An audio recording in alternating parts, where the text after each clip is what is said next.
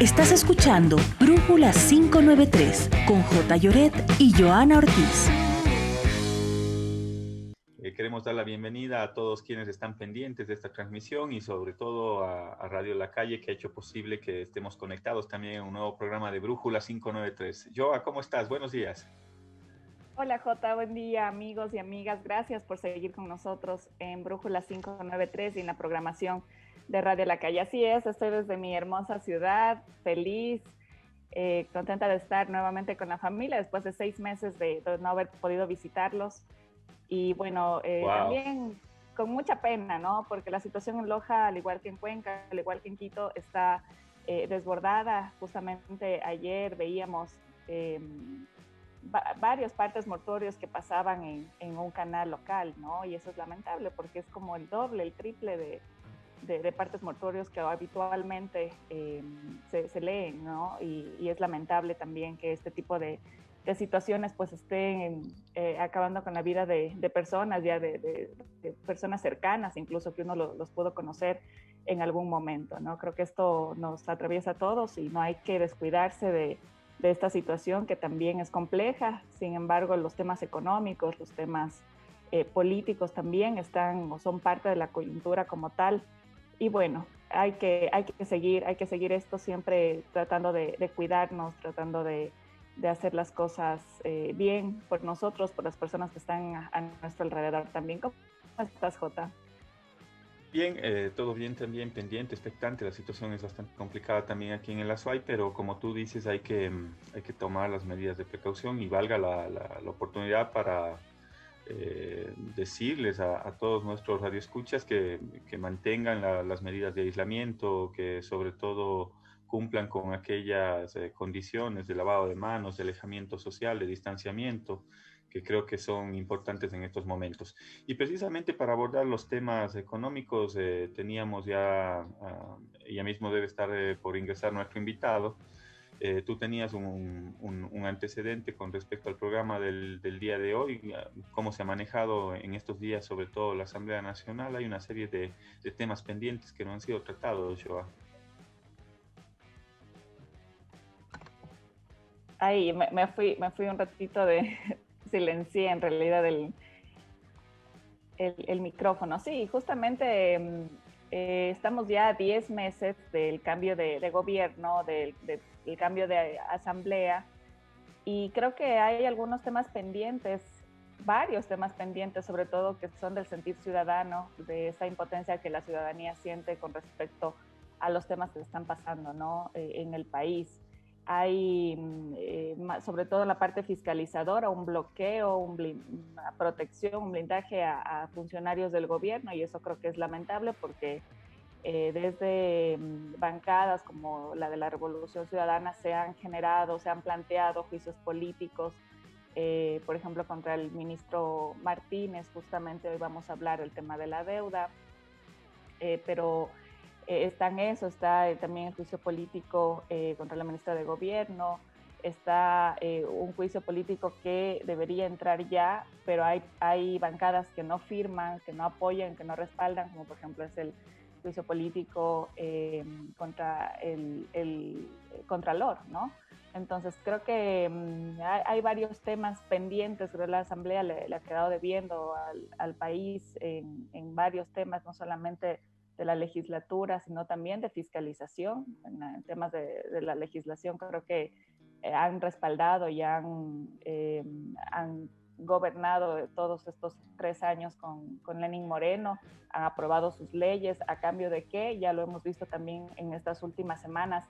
Desde el ambiente interno, Jota, ¿cómo tú como asambleísta, cómo se siente también esto al interior del legislativo? Porque definitivamente creo que es frustrante también que se tengan proyectos, que se tengan ideas y que por situaciones políticas no pasen, ¿no? Y la gente es la que se queda allá afuera expectante y sobre todo pasándola mal, ¿no? En estos momentos, sobre todo que son muy, muy complejos y muy difíciles. ¿Cómo nos puedes hacer una evaluación tal vez corta de ese sentir también como legislador, de temas que se están quedando pendientes, ¿no? Y que no pasan justamente por el tema político? Bueno, sí, así es, Joa. Lamentable el escenario que tenemos al interior de la Asamblea Nacional, la primera función del Estado.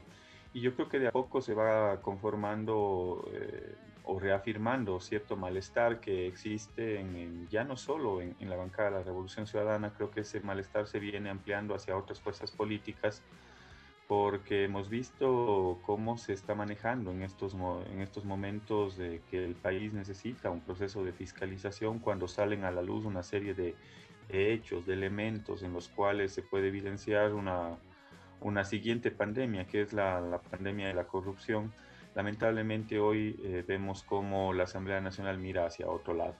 Y ayer precisamente lo decía en una entrevista que teníamos con un compañero, con Pavel Muñoz, en su programa Frecuencia Política, les decía que lamentablemente en la Asamblea Nacional no está siendo gobernada por el presidente de la Asamblea, sino por el contrario, está siendo gobernada desde el Ejecutivo, que a su vez tampoco no tiene quien lo gobierne, porque el presidente Moreno no es quien gobierna, sino son los grupos de poder que están en el entorno cercano del gobierno. Entonces, prácticamente vemos una Asamblea Nacional a la deriva, hay juicios políticos que están pendientes desde hace un año atrás, como al ministro Martínez, el ministro de Economía y Finanzas. Hay 5 procesos de fiscalización presentados. El más antiguo es en julio del 2019, es decir, hace un año, ya cumplió un año. Luego hay otro presentado el 18 de mayo por mi persona. También hay el de Jimmy Candel el 20 de mayo, de Raúl Tello el 1 de junio y del Partido Social Cristiano el 3 de junio. Es decir, ahí hay un proceso de fiscalización al ministro Martínez, que ha manejado la economía de este país, y creo que una de las principales preocupaciones que tienen los ciudadanos en este momento está en torno al tema económico, porque hay una serie de dudas, porque hay una serie de retrocesos, porque hay una serie de falencias, porque hay una serie de despedidos, hay muchas personas que han reducido su ingreso, hay una inconformidad también en los sectores privados. Ayer veíamos cómo, por ejemplo, desde los sectores industriales de la provincia del Lazo, ahí se hacía un llamado urgente, necesario, para que el ministro de la Producción, conjuntamente con el Frente Económico, tomen una decisión de poder manejar el sector externo de la economía. Cuando se maneja el sector externo de la economía se cumplen 3 objetivos fundamentales. Con la utilización de salvaguardias, aranceles, se logra proteger la producción nacional, que hoy está en riesgo, y detrás de la producción nacional hay empleos.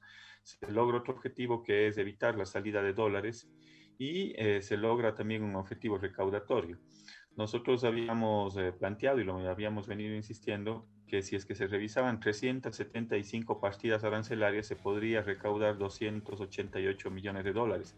Y no estamos hablando de productos de materia prima, estamos hablando de productos suntuarios que se producen en el Ecuador. Hoy hay una delicada situación, sobre todo en la pequeña y mediana industria y empresa en el país, cuero y calzado, el sector textilero, todo el sector de la cerámica, que se siente totalmente afectado, y lo primero que se pone en riesgo precisamente es la estabilidad laboral de las personas que trabajan en esos sectores.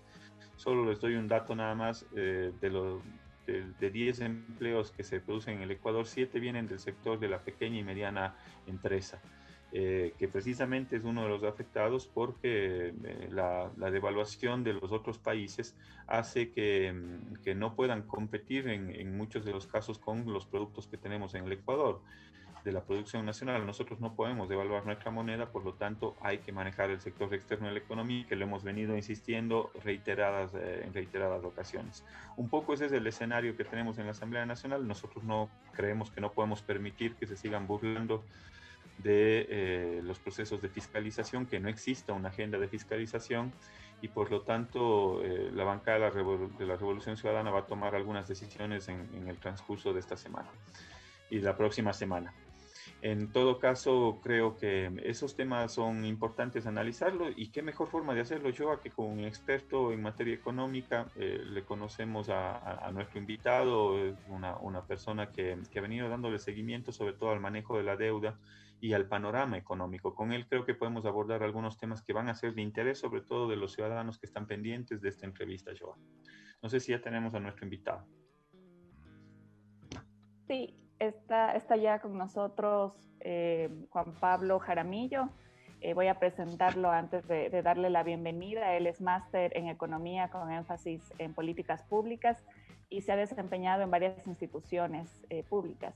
Ha sido director de planificación del Consejo Provincial de Pichincha, también fue asesor de la Asamblea Nacional, ha sido también asesor en el Ministerio de Industrias y director de investigación educativa en el INEVAL. Así que queremos darle la bienvenida a Juan Pablo. Lo seguimos sus análisis económicos, sus análisis de políticas públicas en redes sociales y se ha tomado la tarea de poder investigar un poco más sobre la reestructuración de la deuda, sobre este gran anuncio que se hizo hace algunos días, justamente ya a inicios del mes, me parece, por parte del presidente Moreno, como un gran logro, cuando entendería que no lograron dialogar antes con los bonistas, ¿no?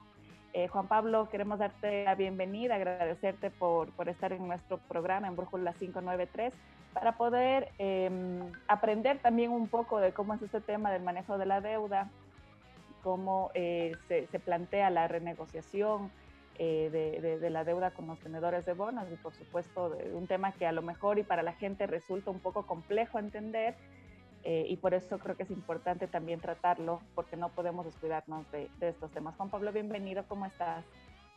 Muchas gracias, Joana. ¿Cómo estás tú? ¿Cómo estás, Jota? Qué gusto estar con ustedes. Y bueno, pues vamos a hablar sobre el proceso de renegociación de la deuda, que, como tú lo dices, se ha anunciado como un gran éxito, pero en realidad todavía no es cerrado, ¿no? Es importante Juan Pablo, para empezar, justamente, ¿es bueno, es malo? ¿Realmente beneficia eso al país? Partiremos también incluso por preguntarte si es que esto es real o no es real, este anuncio fue real, no fue real, porque ya han habido nueva información también que hemos podido ver en análisis como los has hecho tú, sobre que esto no ha sido un acuerdo como tal con los bonistas. Bueno, a ver, partamos por explicarlo, ¿no? El acuerdo, lo que se está renegociando son 10 bonos. Estos 10 bonos suman 17.000, casi 400 millones de dólares. Y para la aceptación de la propuesta que ha hecho Ecuador, se necesita entre el 66% y el 75% de aceptación de los bonistas. En 9 bonos se necesita el 66% y en un bono se necesita el 75%. Cuando el gobierno hizo el primer anuncio, lo que se tenía era una aceptación hasta cierto punto informal, por decirlo así, de un grupo de bonistas que representa alrededor del 50% de los bonos como tal. Y después han habido anuncios de otros grupos de bonistas más bien rechazando la oferta de Ecuador, ¿no? El plazo ya formal para dar una aceptación se cumple mañana y ahí sabremos si es que efectivamente la propuesta que está haciendo Ecuador es aceptada por los bonistas o no es aceptada por los bonistas. Eso como primer punto.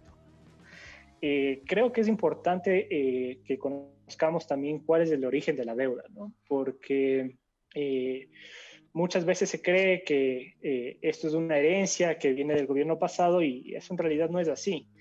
De los 17.000 millones de dólares que se estarían renegociando, los datos indican que el 67% fueron emitidos en el mismo gobierno de Lenín Moreno. O sea, es decir, 11.625 millones son emisiones hechas en el mismo gobierno de Lenín Moreno. Y eso es lo que estamos renegociando en este punto, ¿no?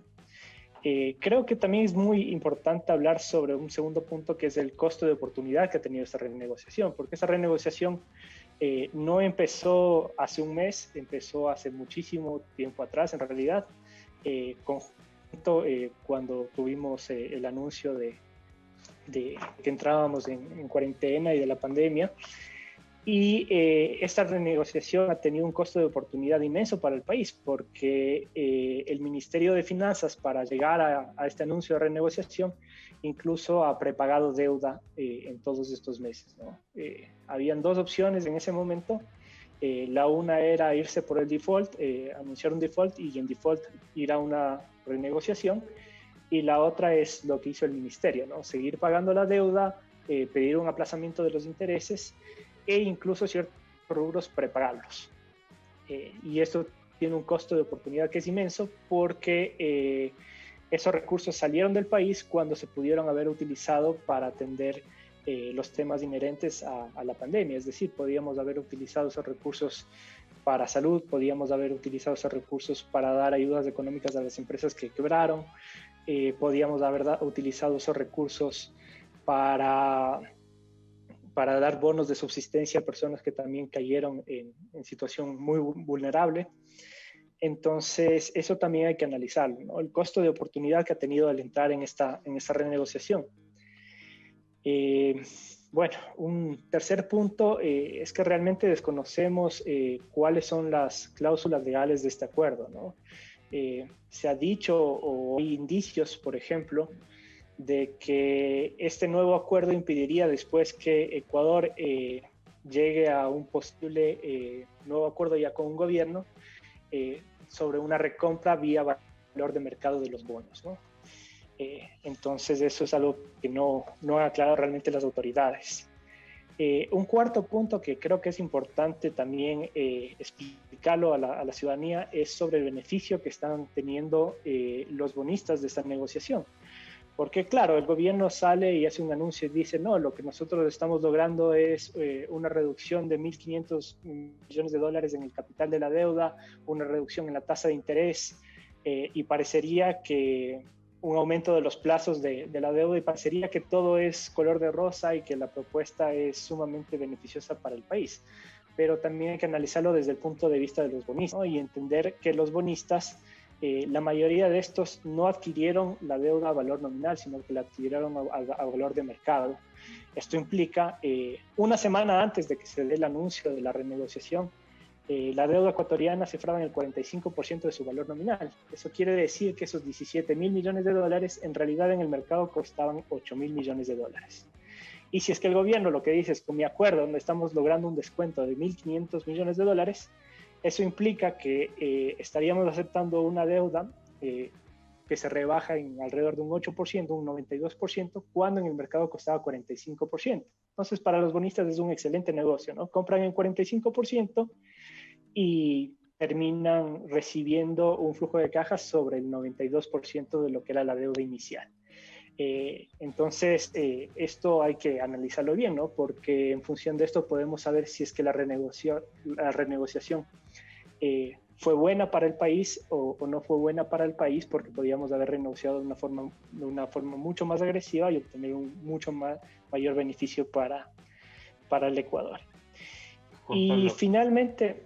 ese tema es muy importante. Bienvenido, Juan Pablo, a nuestro programa Brújula 593. Es un gusto contar con tus criterios, con tus opiniones. Siempre te seguimos en redes y sobre todo estamos pendientes de cuáles son tus análisis desde el punto de vista económico. Este tema es fundamental entenderlo, porque una cosa es salir a decir lo que dijo el ministro Martínez, que hay una renegociación exitosa porque se descuenta alrededor de 1.500 millones de dólares en ese proceso de renegociación de la deuda que fue emitida en un 67% por el gobierno de Moreno. Pero es como comparar, están comparando con el valor nominal, es decir, el valor de $1 por bono. Lo están comparando con $1 de ese bono, pero resulta que en el mercado ese bono se lo puede encontrar no en $1, sino en el 45 o con el 45% de descuento. Es así para que podamos entender, para que los ciudadanos puedan entender a nuestro punto de vista. No es lo mismo el valor nominal de ese bono que fue emitido por $1, pero que en el mercado, el valor de mercado es distinto. El valor de mercado es lo que se puede conseguir en el mercado de bonos con el 45% de descuento. Entonces, ¿por qué no se llegó a un proceso de renegociación quizás más agresivo? ¿Cuáles eran los miedos, los temores? Sí, o sea, primero aclarar que lo que tú dices es correcto, ¿no? Esa deuda, si valía $100, en el mercado se fue depreciando por la coyuntura, por la baja del precio del petróleo, por el mismo hecho de la pandemia. Llegó a cotizarse entre el 20 y 30%. Una semana antes de que se dé el anuncio de la renegociación estuvo en el 45%.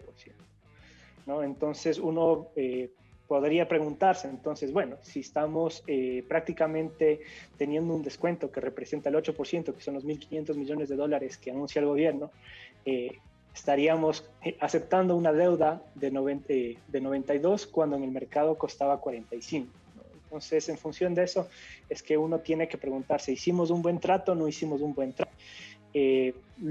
¿Cómo se evalúa esto financieramente? ¿No? Se trae todos los flujos y todos los pagos que va a hacer el Ecuador a valor presente y eso te genera una tasa de rentabilidad para el dueño del bono, ¿no? Y esa tasa de rentabilidad siempre va a ser mayor a medida de que él haya comprado ese activo en un menor precio, ¿no? Al 45%, que es el precio que estaba cuando dio el anuncio, los bonistas estarían obteniendo una rentabilidad anual del 11%. Si es que compraron al 40% sería 13%, si es que compraron al 30% sería 16%, y si es que llegaron a comprar al 20% sería una rentabilidad del 21%, lo cual es sumamente un buen negocio para ellos, ¿no? ¿Por qué? Tú me preguntabas, ¿por qué no fuimos con una estrategia más agresiva? ¿Por qué no amenazamos más con el default? Es simple, porque el ministro Martínez en el año 2018 hizo 2 operaciones repo que podrían ser vistas como 2 operaciones de corte especulativo, ¿no? Él lo que hizo en ese momento es emitir $1.000 millones con una garantía colateral sobre los bonos que ahorita estamos renegociando del 240%. Entonces, si es que el Ecuador entraba en un default en ese momento, la deuda a renegociar ya no hubiesen sido los $17.000 millones, sino que a eso hubiésemos tenido que sumarle 2.400 millones más. Entonces, esa es la razón en realidad por la cual el ministro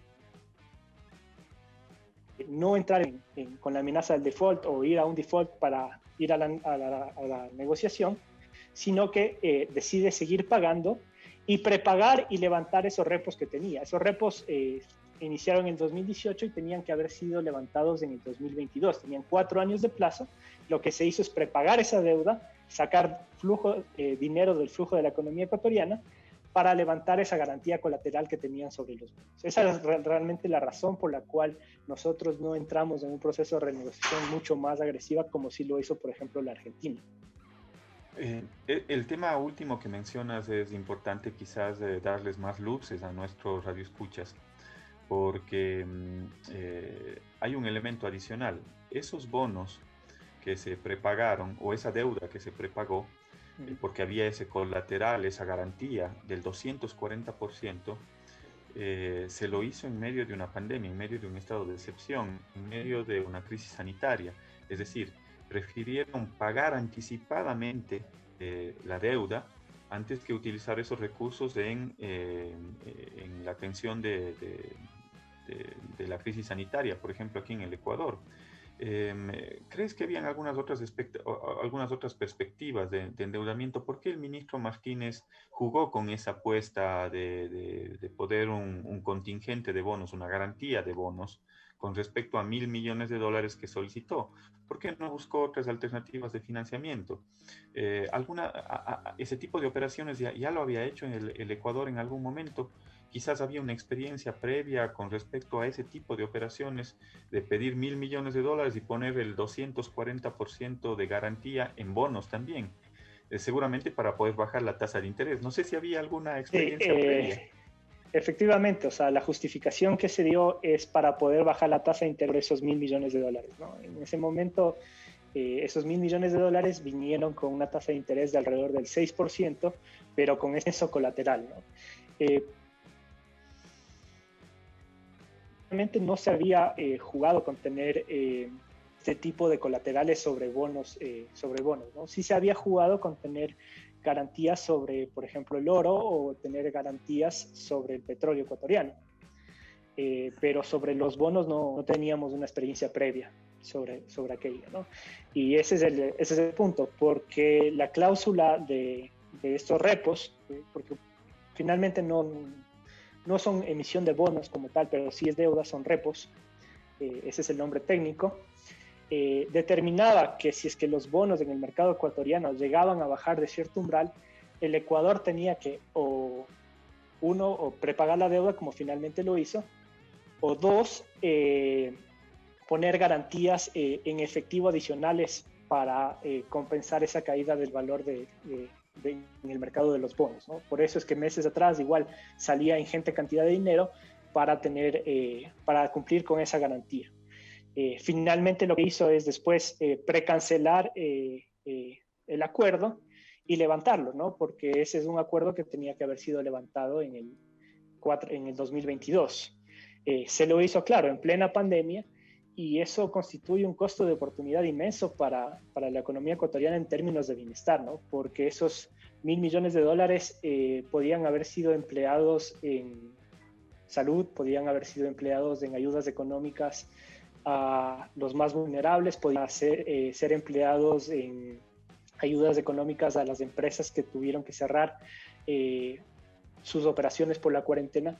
En fin, o sea, la gama de políticas públicas que se tenía para implementar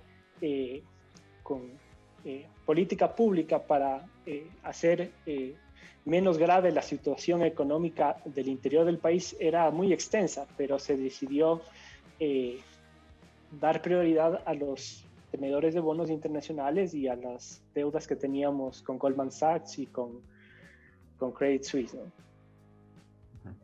Juan Pablo, termino el tema de deuda para ver si es que luego nos dedicamos más bien a ver cuáles son las perspectivas económicas, porque la gente tiene una serie de incertidumbres con respecto al futuro y sobre todo centrados en el tema económico. Pero quiero terminar el tema del análisis de la deuda. No sé si tú nos puedes ayudar a orientar qué es lo que pasó en el gobierno de Rafael Correa en la Revolución Ciudadana, porque mucho se ha dicho con respecto al manejo de la deuda. Se decía que habíamos sobrepasado el límite del 40% en el gobierno de la Revolución Ciudadana, pero hoy vemos que las propias estadísticas del propio Ministerio de Finanzas da cuenta que la deuda consolidada del gobierno de Rafael Correa fue del 28%, y más bien por el contrario. Hoy vemos cómo se ha superado el límite del 40% de la deuda precisamente en el gobierno de Lenín Moreno. No sé si tú nos puedes aclarar cómo se ha manejado la deuda, porque se ha dicho mucho sobre este tema. Incluso en algunas declaraciones del propio presidente Lenín Moreno sale a decir que le han dejado un país sobreendeudado con el 70% de deuda, lo cual no es verdad en función de la propia información que tiene el Ministerio de Finanzas en su página web. ¿Cómo está la deuda del Ecuador y cómo estuvo en el gobierno de la Revolución Ciudadana? Bueno, Jota, antes de ir y explicar sobre el proceso histórico del endeudamiento, sí me gustaría cerrar con que el proceso de renegociación de la deuda ecuatoriana, de ser aceptado por los tenedores, que eso todavía no lo sabemos, solo solucionaría menos de la mitad del problema, porque lo que hace esta renegociación es evitar que salgan divisas de la economía ecuatoriana, pero no nos genera ingresos adicionales de nuevas divisas para la economía. Y no va a ocurrir porque el riesgo país que tiene Ecuador en este momento es sumamente elevado. Estamos alrededor de los 2.700 puntos. Eso implicaría que nos estaríamos endeudando a tasas del 27, 28%, lo cual es inviable. Y esto también tiene una implicación, es que el ministro de Economía le mintió al país, porque uno de los argumentos también que él tuvo para decir estoy pagando la deuda y no voy al default, era justamente el decir que nuevos recursos llegarían al Ecuador por la actuación responsable, según sus palabras, que el Ecuador estaba teniendo con los bonistas, ¿no? Entonces creo que ese también es un punto que se tiene que aclarar sobre la renegociación de la deuda. Y podemos pasar ya a discutir el tema de cómo ha sido el endeudamiento histórico del país, ¿no? En realidad, claro, como tú lo dices, primero hay que aclarar que existen distintas formas de medir la deuda, ¿no? Está por una parte la deuda consolidada,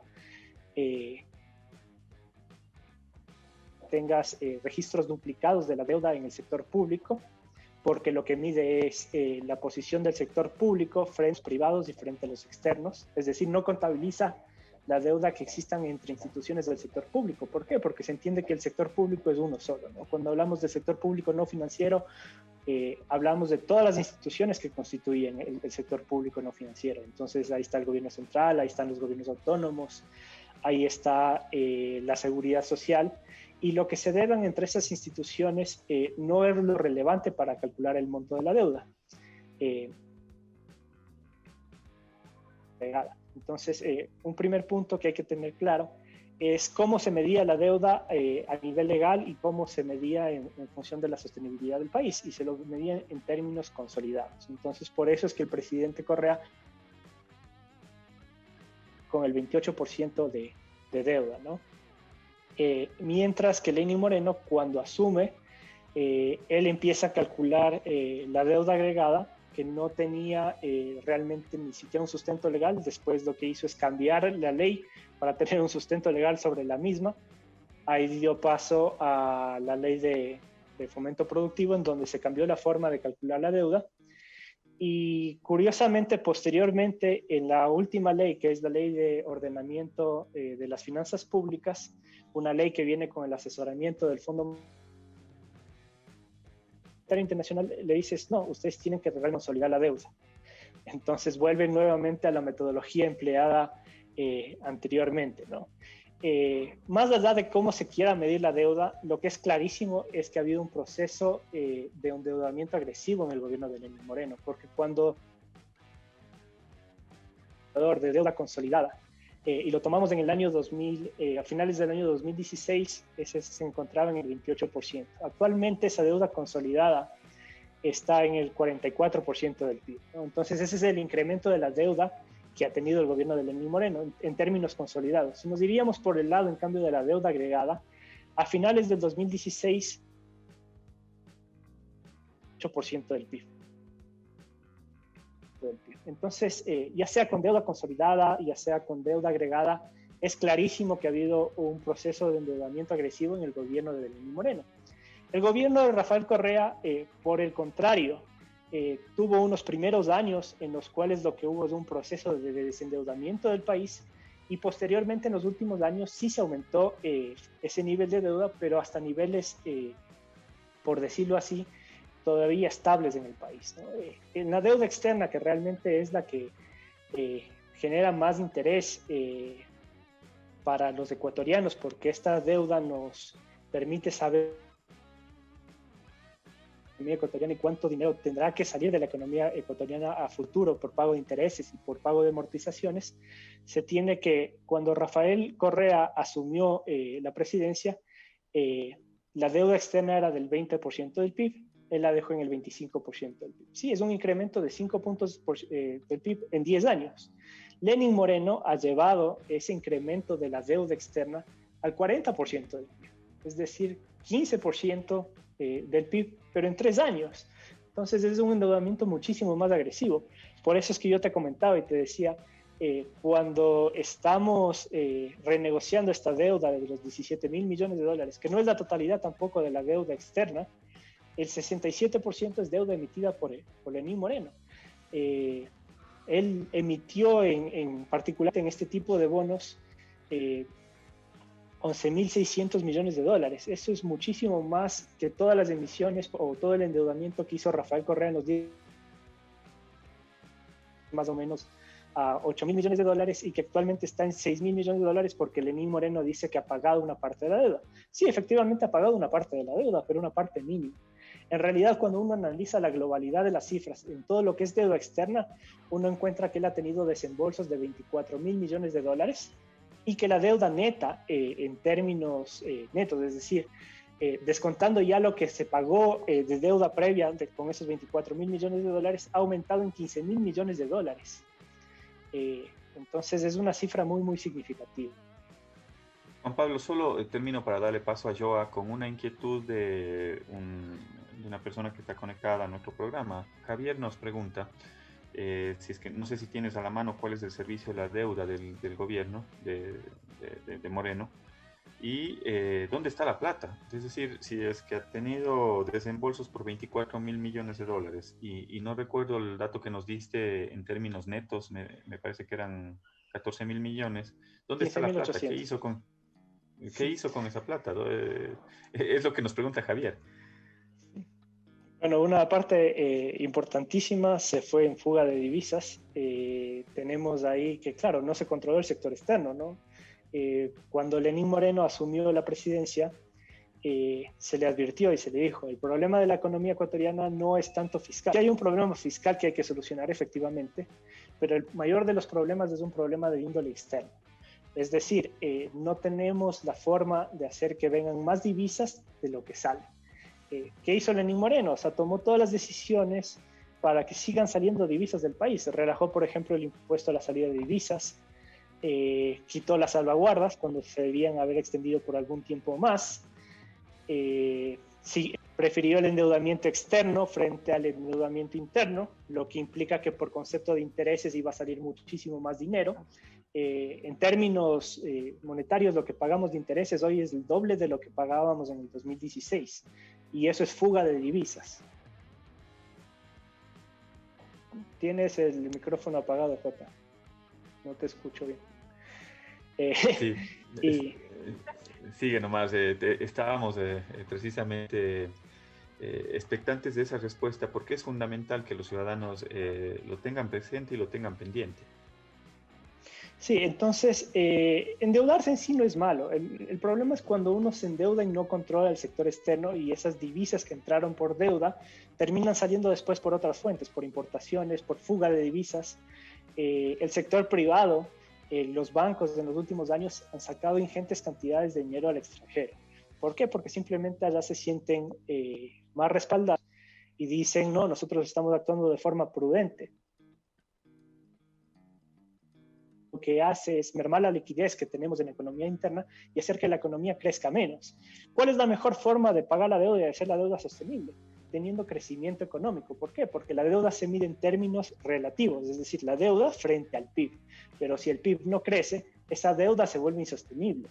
Por más que el interés sea extremadamente bajo, si es que tenemos niveles de crecimiento más bajos, la deuda crece al infinito, ¿no? Esa es una regla macroeconómica, por decirlo así, que existe. Entonces, ese es el gran problema que ha tenido la economía ecuatoriana. O sea, el crecimiento económico en términos reales con Lenín Moreno apenas ha sido del 1%, y en términos nominales, que es lo que se utiliza para ver la sostenibilidad de deuda, ha sido del 2%. Entonces, eso hace... Porque, claro, el costo ponderado de la deuda está en alrededor del 6%, un poco más, 6.6%. Cuando uno lo compara frente a la tasa de crecimiento de la economía en términos nominales del 2%, uno entiende que la deuda es enviable, ¿no? Pero no es porque es costosa, sino es porque el país no logra crecer y no ha tenido la capacidad de generar mayores ingresos para poder pagar esta deuda, ¿no? Y eso se debe a las malas políticas empleadas en los últimos años. Por ejemplo, en el sector bancario, no se ha regulado el sector bancario, y lo que se ha hecho es trasladar el crédito, que antes en un 33% era crédito productivo, más bien dicho, antes el 23% del crédito era crédito de consumo, y eso en los últimos años ha subido al 33%. Entonces hay 10 puntos de incremento en el crédito de consumo, que mucha parte de eso se va a importaciones, frente a una caída del crédito productivo, que es el crédito que se utiliza y que utilizan las empresas para traer bienes de capital, para traer nueva maquinaria, para hacer crecer su producción, ¿no? Entonces ese es el problema estructural que tiene la economía ecuatoriana. Es un problema de índole externa, en gran parte también por el hecho de ser una economía dolarizada.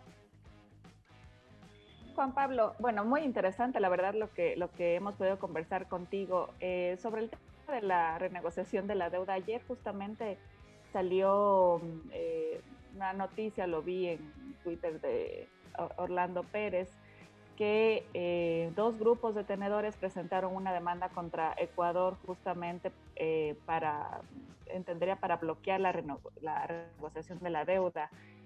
Esto quiere decir que el gobierno sigue haciendo al revés las cosas, que primero hace sus grandes anuncios, pero sin dialogar previamente o sin llegar a acuerdos previos con las partes interesadas. ¿Qué consecuencia traería esto para el país? No sé si conoces algo al respecto y qué consecuencias traería esto. Sí, yo creo que el gobierno tuvo una muy mala estrategia de renegociación, ¿no? Porque tenía la aceptación de un grupo importante de los bonistas, pero no hizo pública y formalmente la propuesta al resto de los tenedores, ¿no? Entonces, sí, tengo la aceptación de alrededor del 50-53% de los bonistas, pero el resto de tenedores, en el momento que se enteran que no le alcanza al gobierno con eso, aumentan su poder dentro de la negociación. Entonces es obvio que es el resto de tenedores le va a pedir al Ecuador que mejore su propuesta. Entonces, en realidad, creo que es una muy mala estrategia la que siguió el gobierno ecuatoriano, y lo que estamos siendo es presa de estos fondos buitres y estos fondos especulativos, por decirlo así, que hoy le piden al Ecuador que mejore su propuesta, cuando en realidad en términos financieros es una excelente propuesta para los bonistas. Esto es por tener una mala estrategia de negociación. Así es que ya hubiesen obtenido la aceptación del 66% y del 75% en el bono 2024, ese era el momento para hacer el anuncio, no antes, porque al hacerlo antes le das mucho más poder de negociación al resto de tenedores. Es decir, o sea, ese 16-17% adicional que se necesita para bloquear el acuerdo e impedir demandas futuras, los tenedores que tienen esa capacidad se hacen muchísimo más fuerte en términos de la negociación, ¿no? Entonces es un error la forma en la que han realizado esa negociación desde todo punto de vista. Juan Pablo, bueno, ya tenemos, el tiempo ha sido demasiadamente corto, ya tenemos a nuestro siguiente invitado, pero sí te quiero preguntar un tema que la ciudadanía lo tiene entre ceja y ceja, como se dice. ¿Cuáles son las perspectivas económicas? ¿Cómo miras tú, quizás muy condensado tu respuesta cómo miras esas perspectivas económicas? Se plantea un decrecimiento de cerca de 10 puntos del Producto Interno Bruto. ¿Qué nos espera a los ecuatorianos? No sé si desde el punto de vista económico tú nos puedes orientar un poco cuál es el escenario que se viene en los próximos meses. Sí, es una situación muy, muy difícil. Como tú lo has dicho, creceríamos entre el -7 y el -11%, dependiendo de la estimación que se haga, dependiendo de la fuente que uno vaya y revise. Esto realmente estamos viviendo la peor crisis económica de toda la historia del país, porque en el 99, con todo el caos que tuvimos, ahí decrecimos alrededor del 5%, esto sería el doble. Entonces es una situación muy, muy difícil. Y lo peor de todo es un gobierno que no tiene, creo yo, una claridad de las medidas que tiene que tomar, ¿no? O sea, no se da cuenta que el sector externo es una bomba de tiempo, no se da cuenta que lo que hoy necesita es flujo de liquidez dentro de la economía, que la austeridad lo único que va a hacer es agravar el problema, porque el multiplicador del gasto en inversión pública. Cuando está retirando fondos, cuando está haciendo una reducción de la inversión pública, cuando se atrasan los salarios, todo eso lo que está haciendo es agravar el problema, ¿no? El gobierno tuvo una pésima estrategia de privilegiar el pago del sector externo, particularmente el de la deuda, frente a hacer los pagos internos que hubiesen ayudado a que esa economía se mueva de una forma un poco menos, a minorar el problema que tenemos, ¿no? Porque, claro, es un shock externo que lo está sufriendo todo el mundo, pero que aquí se ha magnificado por la falta de tener una política económica adecuada.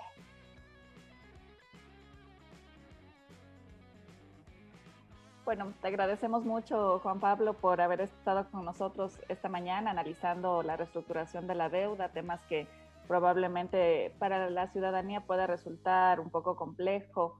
Es importante ir analizando siempre estos temas.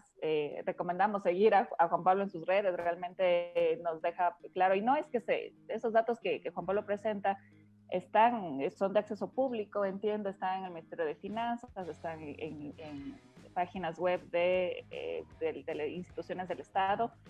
Y creo que es importante para todos ir conociendo este tipo de situaciones, porque se trata de la economía de nuestro país y de nuestra economía también, de los ciudadanos, ¿no? Muchas gracias, Juan Pablo, por estar con nosotros esta mañana. Agradecemos también las preguntas que nos han hecho. Algunos preguntan que por qué el gobierno con tanto entusiasmo anunció esta negociación. Bueno, una mala estrategia, una pésima estrategia, porque hoy se les vira justamente todo eso, y esperemos a mañana a ver si es que se consigue, si es que se logra este objetivo, ¿no? Te agradecemos, Juan Pablo, y esperamos pronto tenerte nuevamente en nuestro programa. Muchas gracias, Joana, muchas gracias, Jota, y como tú lo has dicho, ¿no? Toda la información que yo he expuesto aquí es de nivel público, la pueden encontrar en las mismas páginas del Ministerio de Finanzas. También pueden visitar mi blog, economica.blogspot.com, y ahí encontrarán como un mayor detalle de todo lo que hemos tratado en el día de hoy. Muchas gracias, Juan Pablo, te mandamos un abrazo, cuídate mucho. Estás escuchando Brújula 593 con J. Lloret y Joana Ortiz.